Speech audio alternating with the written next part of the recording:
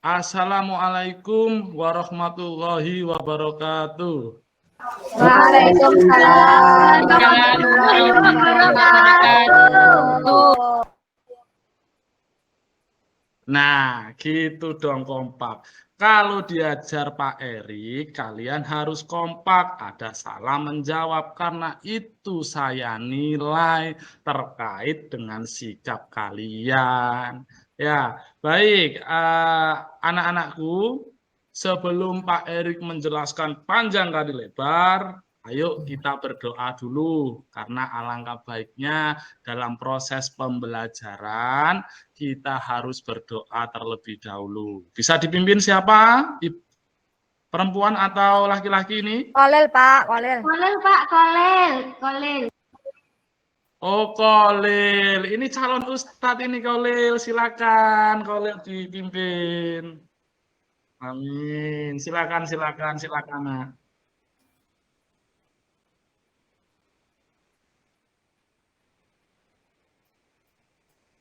Bismillah.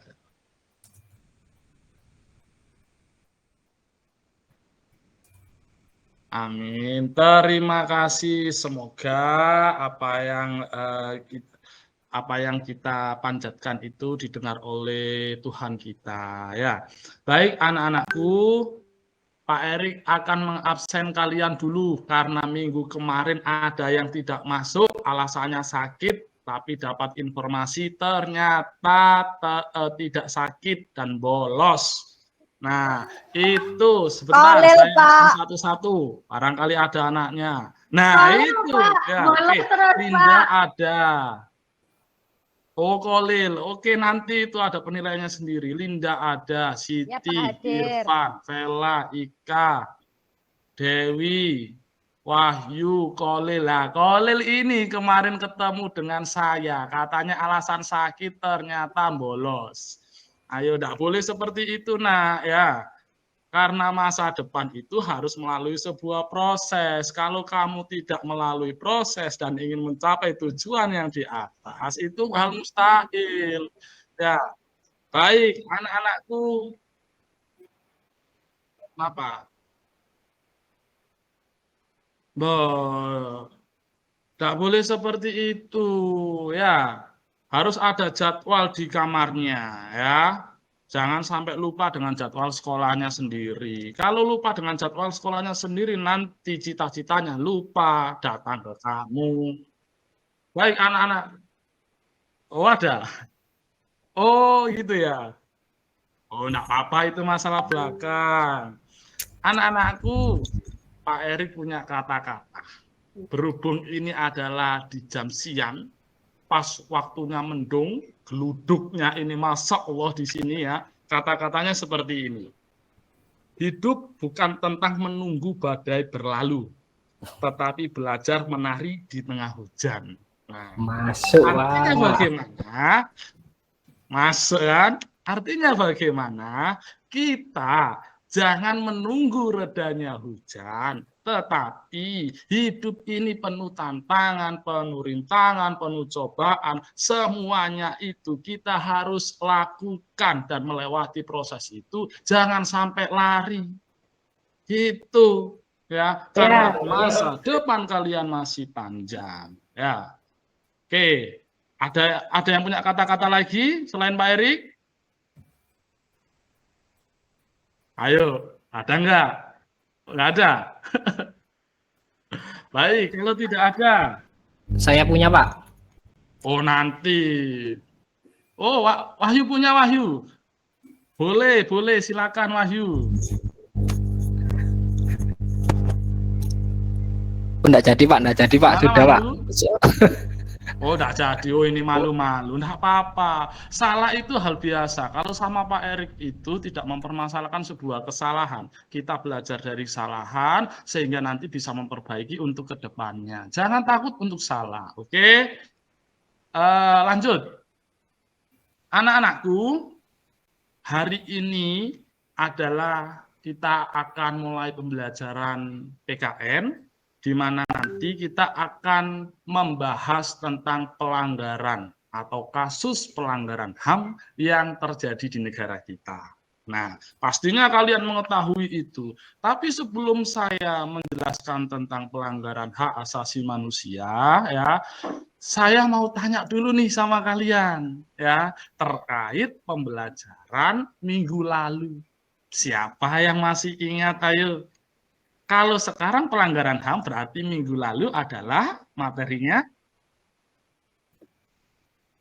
Nah, betul sekali. Ini anak cerdas, tidak masuk sekolah tapi mengikuti pelajaran. Nah, ya, pengertian hak asasi manusia. Iya kan? Ayo sekarang saya mau tanya lagi. Kira-kira siapa ya ini? Vela, Vela. Baik, Pak. Ya, silakan. Pelajaran minggu lalu tentang pengertian hak asasi manusia, sifat-sifat, dan macam-macamnya, Pak. Bagus sekali. Tepuk tangan untuk Kolil dan Vela. Memang betul ya. Jadi materi minggu lalu itu tentang hak asasi manusia, lalu unsur-unsur HAM. Sekarang pembahasan kita adalah pelanggaran hak asasi manusia. Tapi sebelum itu anak-anak, saya tampilkan slide PowerPoint-nya Pak Erik dulu ya. Jadi nanti saya tampilkan slide PowerPoint, setelah itu juga ada tayangan video karena Pak Erik akan membacakan nih mengenai tujuan pembelajaran hari ini. Oke, biar kalian lebih memahami lagi. Baik. Sebentar ya, tolong ditunggu.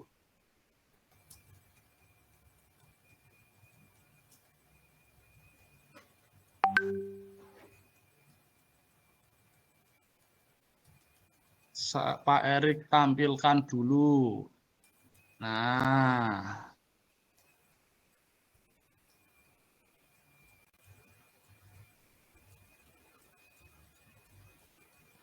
sudah kelihatan anak-anakku? Sudah, Pak, sudah kelihatan. Hai. Nah, sudah ya. Baik. Anak-anakku, materi kali ini itu terkait dengan pelanggaran HAM. Tapi sebelum Pak Erik menjelaskan tentang kasus pelanggaran HAM ini, alangkah baiknya kalian harus mengetahui dulu tujuan pembelajaran kita pada hari ini. Nah, kalian fokuskan kepada nomor 6 ini. Saya bacakan. Setelah melakukan kegiatan diskusi kelompok, siswa mampu menganalisis kasus pelanggaran HAM dalam perspektif Pancasila dalam kehidupan berbangsa dan bernegara dengan benar. Itu loh ya.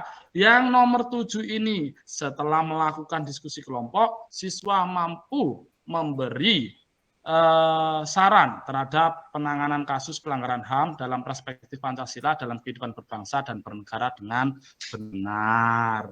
Itu loh ya. Paham dari sini? Saya lanjutkan ya. Paham. Paham, Pak. Oke, jadi fokuskan ini tujuannya ini. Nomor 6, nomor 7. Ya. Jadi paling tidak nanti kalian bisa menganalisis kasus pelanggaran HAM, kalian bisa memberikan saran terhadap penanganan kasus tersebut. Baik. Nah, masuk di pembahasan pengertian pelanggaran hak asasi manusia. Kalau di awal tadi kalian membahas tentang pengertian hak asasi manusia, sekarang kalian akan membahas tentang pengertian pelanggaran hak asasi manusia. Jadi kita harus melihat dalam pasal 1 angka 6 Undang-Undang Nomor 39 tahun 1999. Tentang apa itu? Yaitu tentang hak asasi manusia, tentang pengertian pelanggaran hak asasi manusia. Oke, bisa dilihat semuanya. Setiap perbuatan seseorang atau kelompok, termasuk aparat negara, baik disengaja maupun tidak disengaja atau kelalaian, membatasi dan atau mencabut hak asasi manusia seseorang atau kelompok orang yang dijamin oleh undang-undang ini dan tidak mendapatkan atau dikhawatirkan tidak akan memperoleh penyelesaian hukum yang adil dan benar berdasarkan mekanisme hukum yang berlaku. Itu adalah pengertian pelanggaran hak asasi manusia. Nah, oke. Anak-anakku, sekarang kita masuk di penyebab pelanggaran hak asasi manusia. Sudah secara umum bahwasanya penyebab pelanggaran hak asasi manusia ini ada dari faktor internal dan ada dari faktor eksternal. Baik, Pak Erik di sini tidak menyebutkan nih, internal itu apa ya, eksternal itu apa. Saya mau tanya dulu sama kalian, barangkali ada yang bisa. Ya, apa sih faktor internal itu? Silakan yang bisa menjawab, saya langsung kasih nilai karena proses kalian saya nilai. Kolil. Oke, silakan. Oke, silakan Khalil. Ya.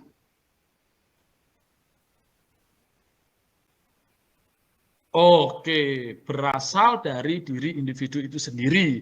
Jadi dorongan dari kita sendiri untuk melakukan pelanggaran terkait hak asasi manusia. Seperti itu ya, Khalil ya? Oke, tepuk tangan untuk Kolil semuanya. Oke, baik. Kita bahas satu-satu dulu terkait internal. Setelah itu kita akan bahas eksternal ya. Jadi memang betul apa yang disampaikan oleh Kolil tersebut. Oh, nanti Pak Erik sudah menyiapkan hadiahnya. Ada permen, ada coklat, ada buku bacaan. Nanti tinggal pilih saja ya. Baik. Di sini internal ada sikap egois, mementingkan diri sendiri, lalu rendahnya kesadaran HAM, terus krisis moral akibat kurangnya penerapan ideologi Pancasila. Nah, ini penting ini. Penerapan ideologi Pancasila ini penting dalam kehidupan sehari-hari agar tidak terjadi pelanggaran hak asasi manusia. Dan sikap intoleran. Nah, itu semuanya faktor penyebab dari internal. Nah, sekarang kita masuk di faktor eksternal. Ini adalah penyebab pelanggaran HAM. Siapa kira-kira yang mau menjawab? Apa itu faktor eksternal? Silakan, ayo. Bisa laki-laki lagi, bisa perempuan lagi. Ayo, saya kasih kesempatan. Saya, Pak. Oke, siapa namanya? Saya kok lupa ya. Ika, Pak. Oh ya, maaf Ika. Oh, ya. Ini Nomor absen 5, Pak. Ika. Silakan Ika. Faktor eksternal itu. Oke, saya sudah menyiapkan. Faktor eksternal itu adalah faktor yang berasal dari luar manusia. Oke. Faktor yang berasal dari luar diri manusia. Bagus sekali Ika. Tepuk tangan untuk semuanya ya. Oke, tepuk tangan juga khususkan untuk Ika. Jadi gini anak-anakku, faktor eksternal itu memang faktor yang berasal dari luar diri manusia. Nah, penyebabnya apa saja ini? Karena apa? Nah, di sini Pak Erik sudah menyebutkan ya. Jadi penyalahgunaan kekuasaan itu. Lalu pembagian kekuasaan yang tidak seimbang. Minimnya sosialisasi tentang HAM.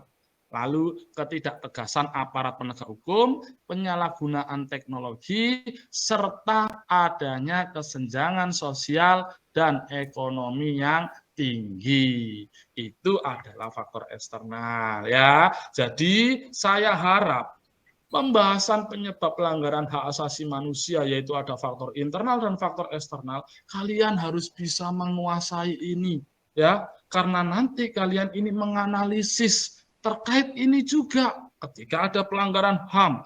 Ini terjadi karena faktor apa? Apakah faktor dari diri itu sendiri atau dari eksternal atau dari luar itu sendiri ya. Jadi kalian harus bisa menganalisis itu nanti.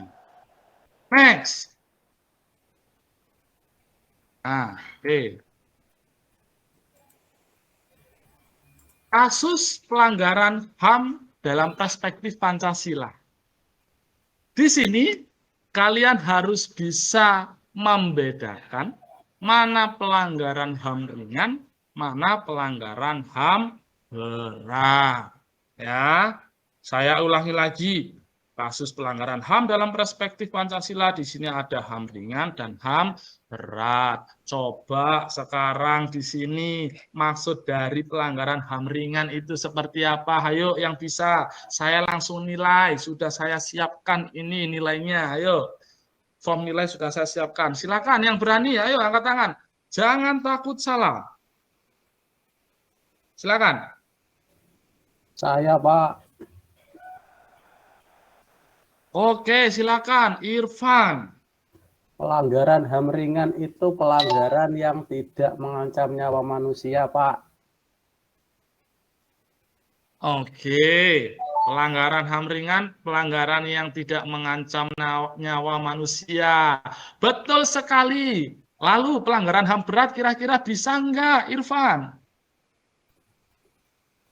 Iya, Pak. Pelanggaran HAM berat kebalikannya. Kalau tadi tidak mengancam nyawa manusia, kalau pelanggaran HAM berat itu mengancam nyawa manusia. Dan sifatnya biasanya besar, Pak. Oke. Oh, sifatnya besar. Baik. Tepuk tangan dulu untuk Irfan ya. Jadi gini loh anak-anakku, memang betul yang disampaikan dengan saudara Irfan bahwasanya pelanggaran HAM ringan itu yang sekiranya tidak mengancam nyawa manusia. Nah, kalau pelanggaran HAM berat ini katanya Irfan tadi kebalikannya, Pak. Nah, seperti itu berarti mengancam nyawa manusia, bahkan menghilangkan nyawa orang lain. Itu termasuk pelanggaran HAM berat, gitu loh. Oke, kita kupas satu-satu sekarang ya, Nak ya. Pelanggaran HAM ringan, di sini ada pengancaman, ya kan? Lalu ada pencemaran nama baik, melakukan kekerasan dan sebagainya. Itu adalah pelanggaran HAM ringan. Sedangkan kalau pelanggaran HAM berat di sini kita lihat menurut Undang-Undang Nomor 26 Tahun 2000. Tentang apa itu undang-undangnya? Yaitu tentang pengadilan hak asasi manusia. Pelanggaran berat dibedakan menjadi dua. Yang pertama, kejahatan genosida, dan yang kedua adalah kejahatan terhadap kemanusiaan. Ya, contohnya saya berikan satu saja. Ya, kejahatan kemanusiaan. Ada pembunuhan itu termasuk pelanggaran HAM berat. Sambo, ya, merangkai sebuah peristiwa terkait dengan pelanggaran HAM, dan itu masuk pelanggaran HAM berat karena menghilangkan nyawa orang lain. Itu dari Pak Erik. Kalau dari kalian bagaimana? Apa contohnya pelanggaran HAM berat yang sekarang sudah terjadi pada akhir-akhir ini? Silakan, saya kasih nilai. Ayo siapa yang berani? Kasus Halo. Verdi Sambo, Pak. Nah, Verdi Sambo tadi sudah disebutkan sama Pak Eri. Ayo yang lain. Kemarin ada supporter bola meninggal. Iya. Itu di mana? Ayo. Tragedi Kanjuruhan. Nah, ya kan? Kanjuruhan, ya betul. Nah, betul tragedi Kanjuruhan. Kenapa? Tahu enggak dengan tragedi Kanjuruhan itu kok bisa meninggal banyak?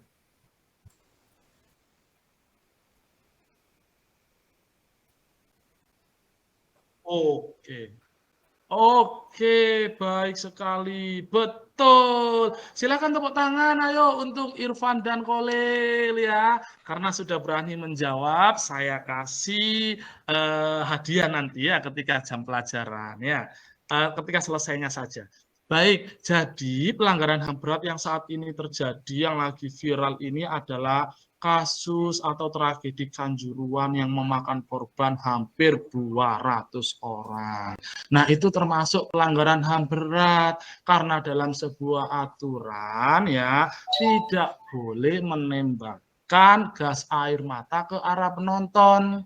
Yang dikhawatirkan ya ini terjadi kekacauan dan keributan yang nanti menghasilkan menghilangkan nyawa orang lain. Itu loh anak-anakku. Paham dari sini kan? Lanjut. Paham, Pak. Oke. Ah, bagus. Oke. Sekarang kita lanjutkan. Kasus pelanggaran di Indonesia. Nah, ini yang sudah pernah terjadi. Saya kasih contoh sedikit saja. Oke, baik anak-anakku, kita lihat dulu. Pasal 9 Undang-Undang Nomor 26 Tahun 2000. Kejahatan terhadap kemanusiaan itu termasuk pembunuhan, pemusnahan, perbudakan, pengusiran, lalu perampasan kemerdekaan, penyiksaan, penganiayaan terhadap suatu kelompok tertentu, penghilangan orang secara paksa, kejahatan apatrid. Hanya harus berdasarkan aturan atau sebuah kasus yang ada. Nah, ini bisa dilihat. Kasus pelanggaran di Indonesia, saya ambil contoh. Penculikan aktivis 98, pembunuhan Munir, tragedi Trisakti, lalu pembunuhan Brigadir Joshua. Nah, yang kalian tadi sebutkan tadi, itu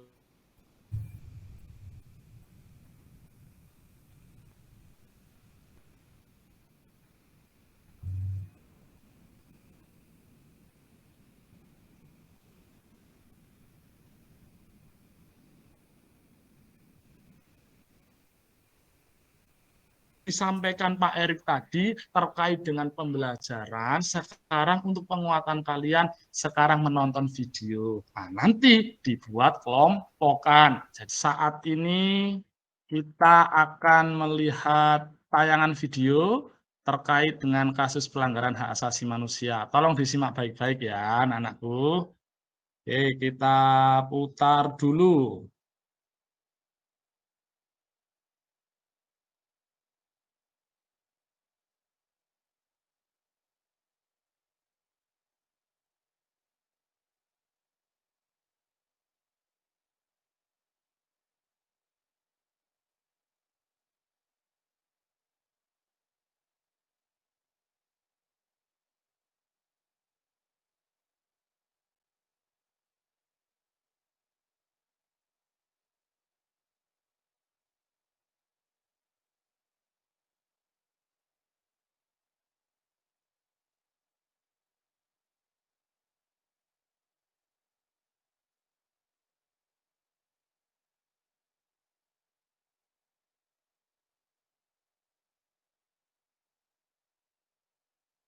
Nah, perhatikan ya anak-anakku ya, jangan tidur.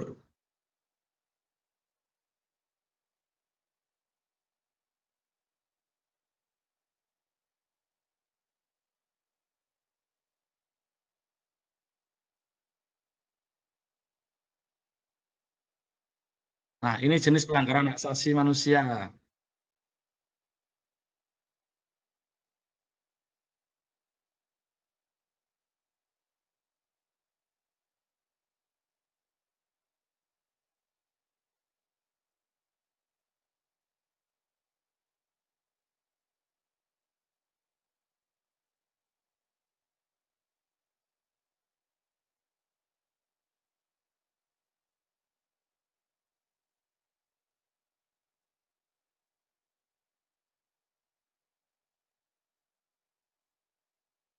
Ini faktor penyebabnya ya anak-anakku ya.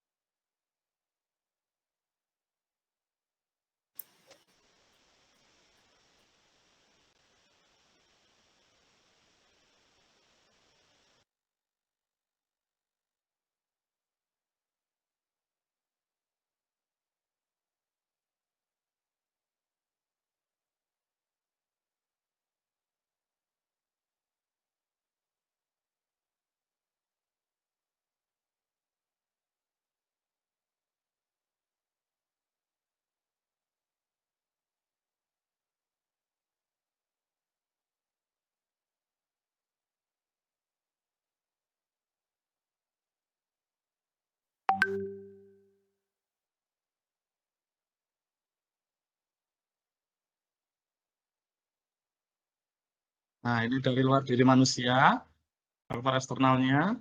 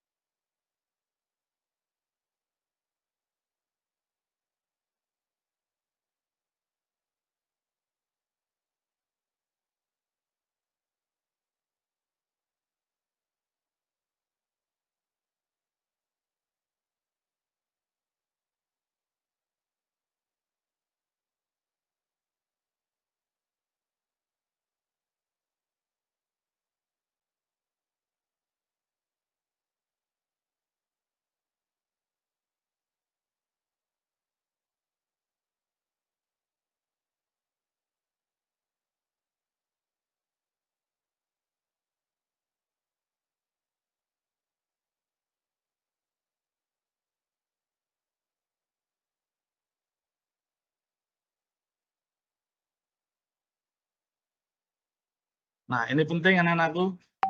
Ini terkait di negara kita sendiri.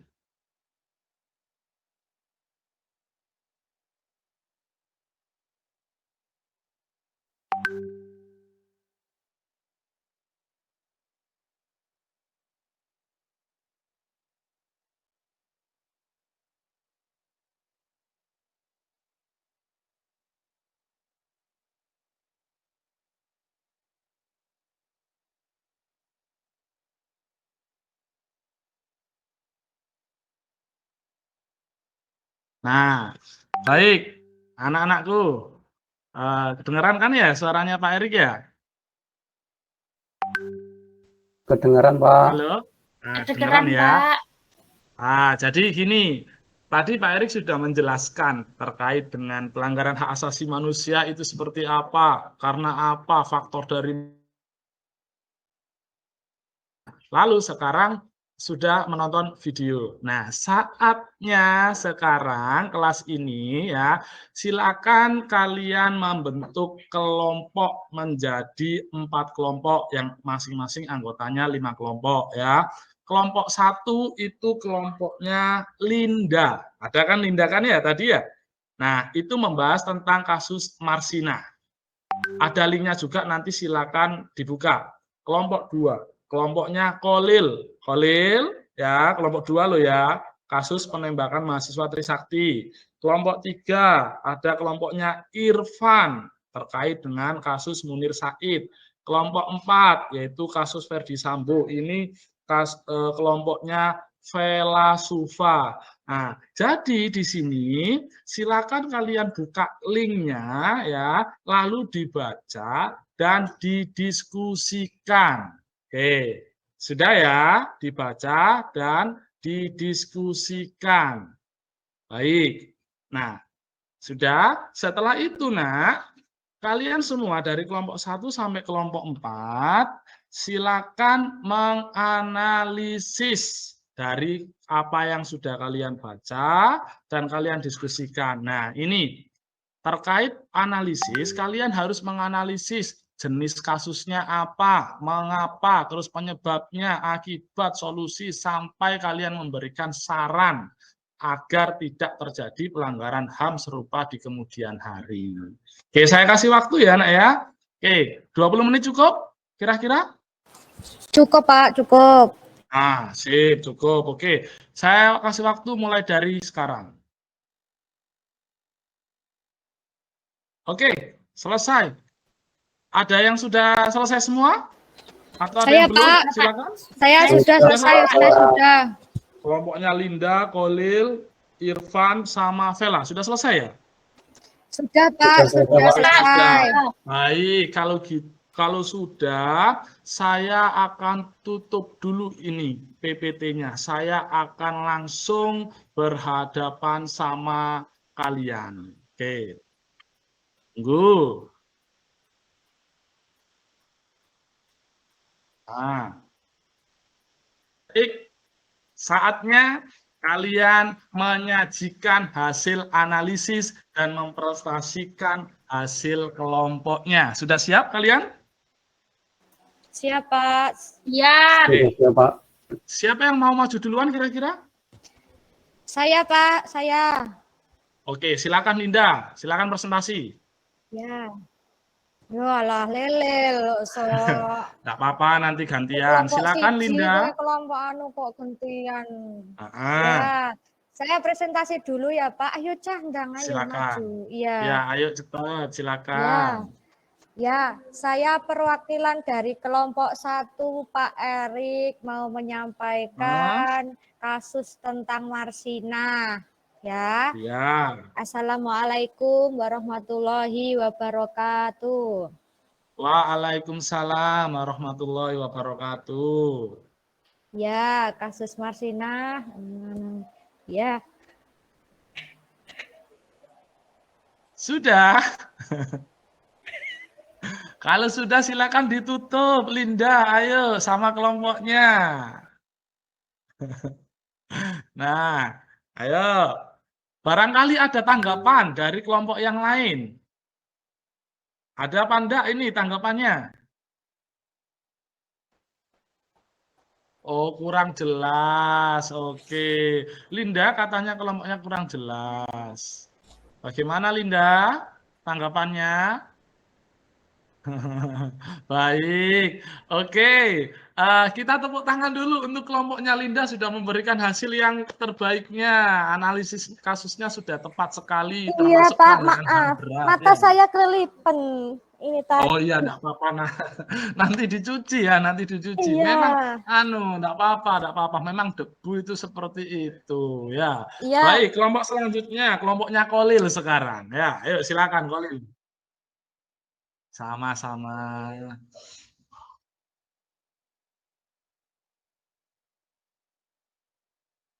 Ya, baik.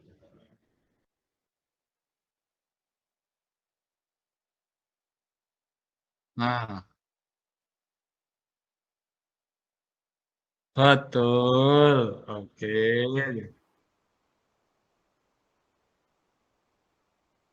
Waalaikumsalam warahmatullahi wabarakatuh. Tepuk tangan semuanya untuk kelompoknya Kolil. Oke, selanjutnya kelompoknya Irfan sama Vela. Siapa duluan ini? Ayo. Iya Pak, Ya, saya oke, Irfan, silakan. ya izin menyampaikan hasil diskusi. Assalamualaikum warahmatullahi wabarakatuh. Waalaikumsalam warahmatullahi wabarakatuh. Ini hasil diskusi kelompok kami terkait kasus pembunuhan Munir Said.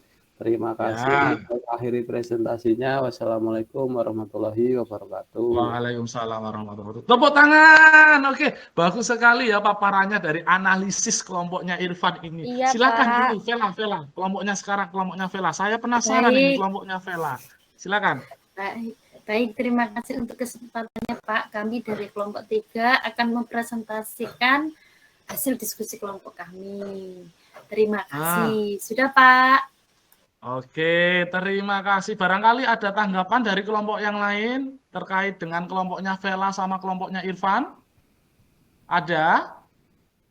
Ika, Siti, Linda, nggak ada ya? Kalau nggak ada tanggapan, Iya, Tidak Pak. ada, Pak. Tidak ada. oh tidak ada. Baik sekali kalau gitu. Baik anak-anakku ya, sebelum Pak Erik mereview terkait dengan pembelajaran pada hari ini, silakan kalian buka di WhatsApp grupnya kalian masing-masing. Di situ sudah saya kirimin terkait dengan asesmen terkait dengan pembelajaran pada hari ini ya. Jadi silakan dikerjakan sekitar 5 menit. Bisa?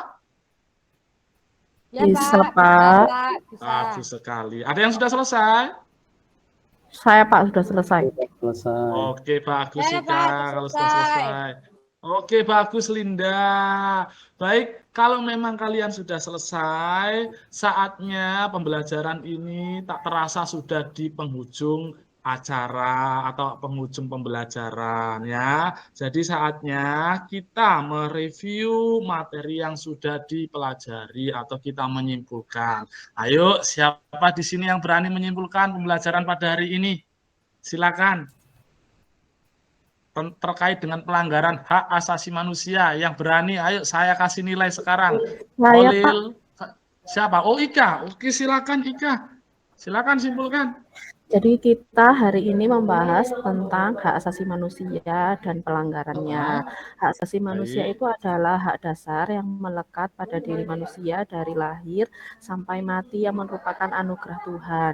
Lalu kasus-kasus pelanggaran HAM yang pernah terjadi di Indonesia antara lain tragedi Semanggi, tragedi Trisakti, kasus HAM Munir, kasus Marsina, dapat seperti itu. Oke, terima kasih, tepuk tangan untuk Ika ya. Bagus sekali ya. Jadi terkait dengan pembelajaran hari ini kita sudah menganalisis semuanya terkait pelanggaran-pelanggaran yang sudah pernah terjadi di negara kita. Terkait penyebabnya, terus pelanggaran itu masuk ringan atau berat. Lalu kita sudah mengetahui pelanggaran apa saja yang sudah terjadi di negara kita. Baik anak-anakku, sekarang saya Pak Erik mau tanya, bagaimana pembelajaran pada hari ini? Menyenangkan atau tidak? Ayo. Menyenangkan, Menyenangkan, Pak. Pak. Seru. Menyenangkan. Oke. Tadi Pak Erik menggunakan problem based learning. Kalian sudah bisa melaksanakan itu atau tidak?